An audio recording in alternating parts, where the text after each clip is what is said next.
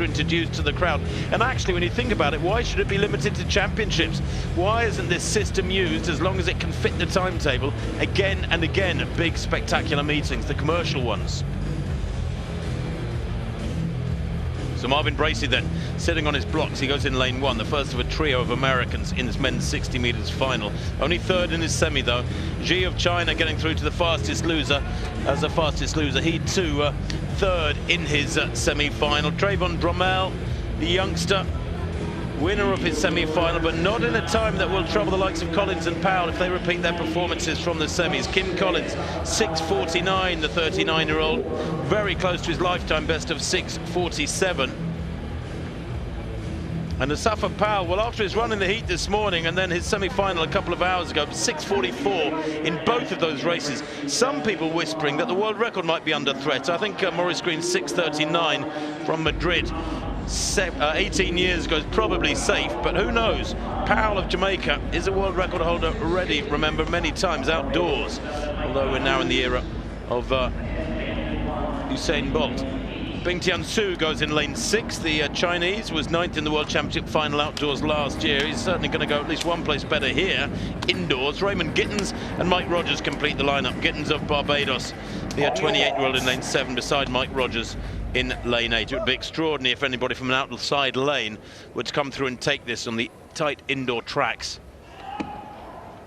Perhaps not as technical as the hurdles, which we saw pay for one of the Americans,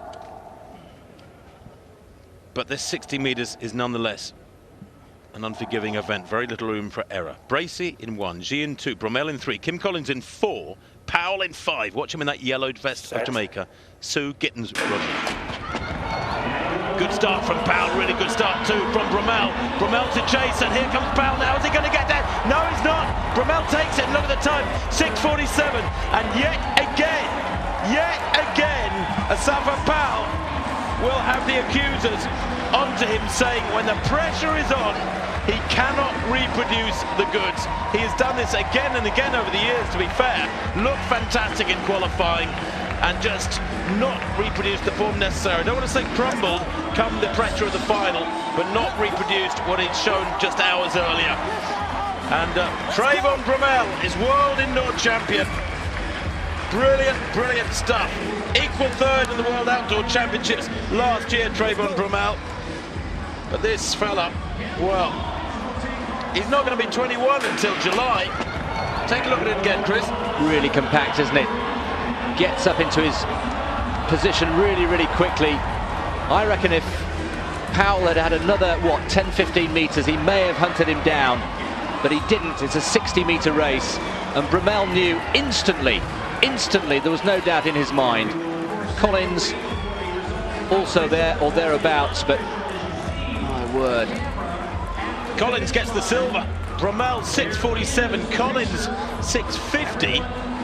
And according to our computer, surely that's not right. I thought Powell was second. Yeah, Powell surely second. I'd like to see it again, but they're saying Bromell, Collins, Gittins, 1, 2, 3. No, that cannot be right, surely. Powell looks second to me. That big Jamaican chest of his can't have fooled the timers on this occasion, surely. But Trayvon Bromell, boy oh boy. And Asafa Powell must have been thinking, this is my time. There is no Tyson Gay. There is no Usain Bolt. This has got to be my day. But Bromell, at the age of 20, and he won't be 21 for another 3 months or so, 3 or 4 months, prefers to race in shorts like Colin Jackson a few years back rather than the one-piece outfits which so many favour. But 6:47 for Trayvon Bromell here.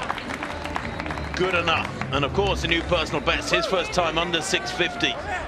The computer's still saying Collins and Gittins second and third, but there's been a delay in proceedings, and I think they're reworking the result. Let's see what it throws at us this time, the computer. Well, that clearly shows, surely. Well, Powell in second or third. Certainly he's a medalist there in that yellow vest. Who's that on the near side? That Collins is Gittins, Collins is way out of the placings there, according to that photograph. So, our computer computer says no at the moment. Computer says no. Well, it's got Xie down in 4th place, Gittins in 3rd, and nothing so far for Powell. Take a look at this again. Bromell clearly first, and it may well be that Gittins of Barbados in the blue vest there, second to left in lane 7. A brilliant dip from him. Look at he glances across, dips. You're not supposed to do that. That breaks the rules. The coaches will say no. Keep your head forward, facing forward. Drive that chest forward. Millimeters matter. I think Powell's second there. I reckon by the tiniest of margins, Powell's probably taken second, but they once again are dragging this out to excruciating lengths. Well, Gittins now has been given second in 6:51, so maybe you're right, maybe on the dip he did get it, which would mean surely that Powell would get bronze. At the moment, there is no official time being given for Powell at all. He still doesn't know where he's finished. Well, it's bizarre. It took ages and ages for the result of the pentathlon to be worked out. No doubt about the winner, though. He's off and running and into his celebration, and still Powell waits. This is almost just adding to the misery, really. He was so confident that this would be his day. This was his time. It's ironic, isn't it, when you think how well things have gone generally, technically, and the presentation has all been so polished, and now at the final hour on this second day of 4. 2 more great days of action to come, by the way. Let's just remind you of that from Portland. Powell given the silver medal. It has come through now. Bromell 6:47, Powell 6:50, Gittins 6:51. And the Chinese, Ji and Su in 4th and 5th. They're a growing force, aren't they? Mike Rogers in 6th, Bracey 7th. Kim Collins, strange enough, 7th equal along with Bracey. That means down to the 1,000th they couldn't be divided. Extraordinary. Couldn't be separated. Well, now we've finally got the right result, and frankly we could see that from our replays several minutes ago. So just to recap, Trayvon Bromell is the world indoor champion. Safa Powell silver, Gittins, the Beijing gets bronze. I don't think anybody's told Safa Powell yet that he has the silver medal. Games in London, you don't know yet. I don't know. They're on to him already. The British. You going to the anniversary games in London, or don't you know? It's a little bit of a strange time to be asking about his summer of racing. Was that Mr. Wilbert Greaves asking the question? No, it wasn't. No, it was some other British official. But they are all volunteers. They do a fantastic job. There are dozens and dozens of them out there on the infield through the 4 days, and just a word of praise for them. They don't get a great deal sometimes. To the right of picture, that's Wilbert Greaves, former top British hurdler. I think he was 4th in the European Championships back in '82, Wilbert. He was a very, very good hurdler. Slightly more of him now, of course, than when he used to get over the barriers so efficiently.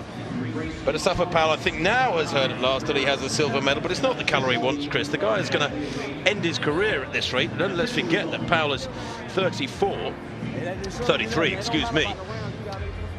He is going to end his career without that major global gold. Individual gold. That'll haunt him. 6:44. It's ironic, isn't it? Because he's, several times a world record breaker individually, has relay gold medals and world records galore, but he will be known, if he's unlucky, as the nearly man. Well, the man who was not the nearly man but has a world title today is Trayvon Bromell at the age of 20, 6.47, a personal best for the young American to take a title for them, another gold for the USA. They're having a great week already. Powell and Gittins, silver and bronze.